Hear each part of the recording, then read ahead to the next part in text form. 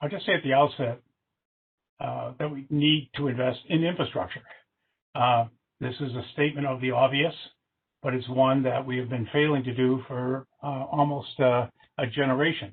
Indeed, I describe ourselves as Americans as a generation who's inherited our grandparents' mansion, and we haven't been even willing to maintain, to pay for the upkeep and the maintenance, never mind to upgrade it and make it better for our children and our grandchildren.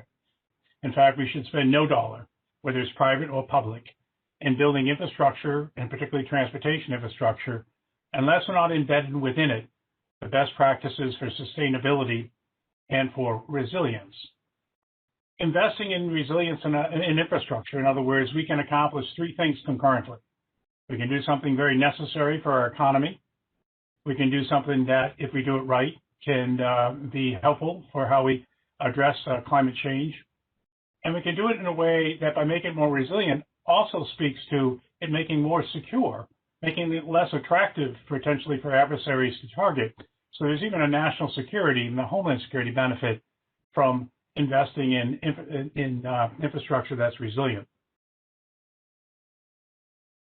What I really like about this definition of resilience is that it highlights that resilience is not just about a phenomenon of bouncing back from a disruption.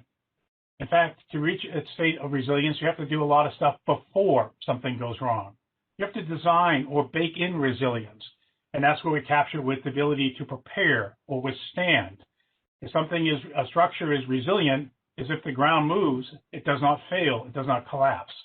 But there also is a need under extreme events to be able to bounce back, and ideally you're bouncing forward, which is the key of adaptation. So you do want to recover, but you want to recover in a way that you're at a stronger and better place. Why are we doing it? The imperative isn't just because there are more threats or hazards today than there have been in the past. Certainly in the case of climate, we're seeing a much frequency and more intensity of these. But I argue that the underpinning of the resilience imperative really arises from the reality that we're hyper-connected. Every time we create a connection, we create a dependency. And then we create multiple connections, we end up with interdependencies. And so what that translates into is a risk that a shock, which was once localized, now cascades in far more costly and disruptive ways.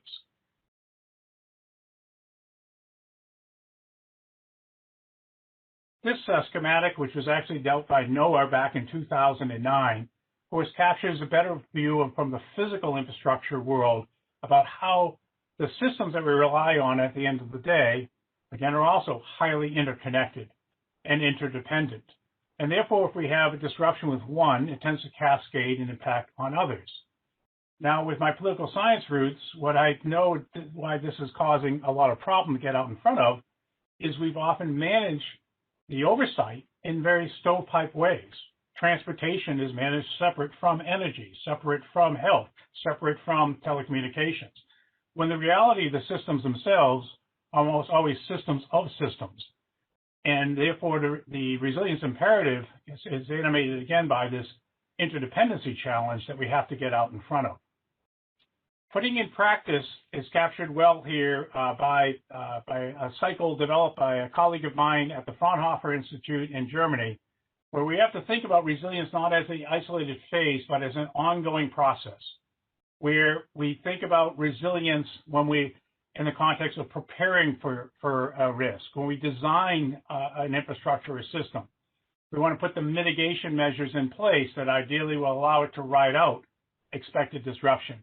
So there's starting to be a shift in mindset that makes resilience not something we have to do just because there are risks, just because there are disasters, but something that, in fact, positions us to prosper in the age that we're in.